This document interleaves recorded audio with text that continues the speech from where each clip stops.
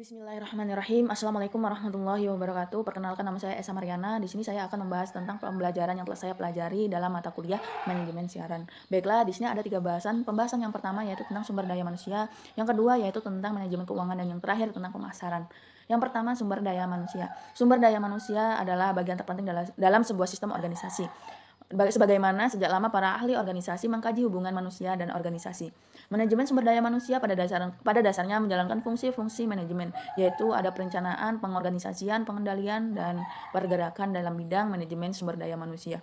Sedangkan fungsi manajemen sumber daya manusia adalah rekrutmen, kompensasi, evaluasi, dan manajemen kinerja, promosi, pengelolaan relasi, dan perencanaan sumber daya manusia. Penjabaran lebih luasnya, dalam manajemen sumber daya manusia, satu organisasi termasuk organisasi media massa melakukan rekrutmen pegawai baru, sehingga organisasi memiliki sumber daya manusia yang diperlukan pada sebuah organisasi tersebut.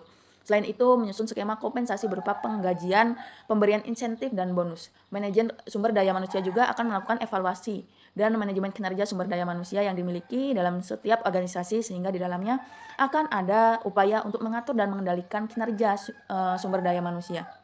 Sejalan dengan itu, maka akan ada promosi dan demosi. Apa itu promosi? Promosi yaitu diberikan kepada pegawai yang berprestasi dan berkinerja dengan baik, sedangkan demosi dilakukan pada pegawai yang kinerjanya buruk dan tidak menunjukkan prestasi yang memuaskan.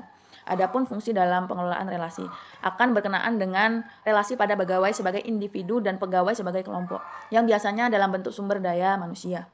Sedangkan fungsi dari sebuah perencanaan akan berkenaan dengan rencana kebutuhan sumber daya manusia dalam sebuah sistem organisasi.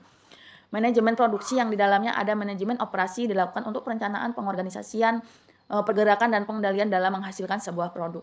Dalam produksi ini dibedakan antara sumber daya internal dan sumber daya eksternal.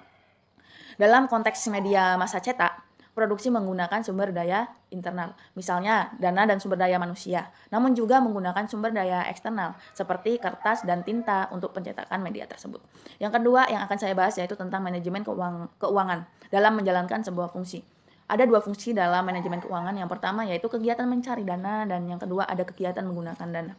Sedangkan keputusan yang diambil manajemen keuangan pada dasarnya ada 3, yaitu yang pertama keputusan investasi, yang kedua ada keputusan pendanaan, dan yang terakhir ada keputusan dividen. Adapun tugas pokok dalam sebuah manajemen keuangan adalah memaksimalkan laba. Laba itu ranting kenaikan, dan meminimalkan biaya. Di sini berlaku prinsip dasar ekonomi, yaitu menggunakan biaya seminimal mungkin untuk memperoleh laba sebesar mungkin.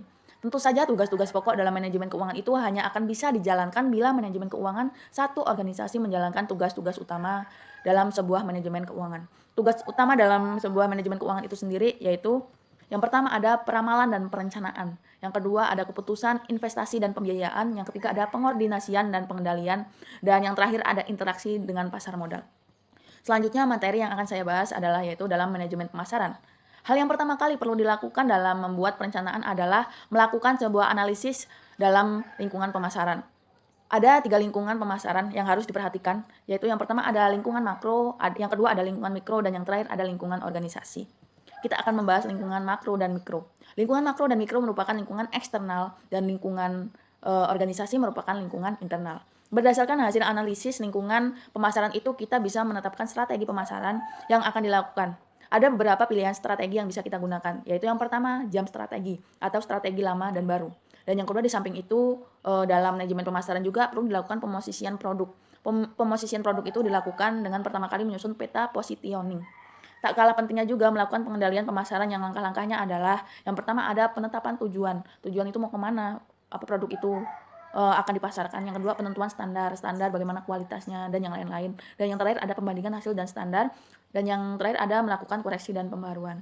Mungkin cukup sekian yang dapat saya sampaikan. Jika ada kurangnya saya mohon maaf, dan jika ada lebihnya itu dari Allah Subhanahu wa taala. Kepada Allah saya mohon ampun. Saya akhiri ihdinas siratal mustaqim. Wassalamualaikum warahmatullahi wabarakatuh.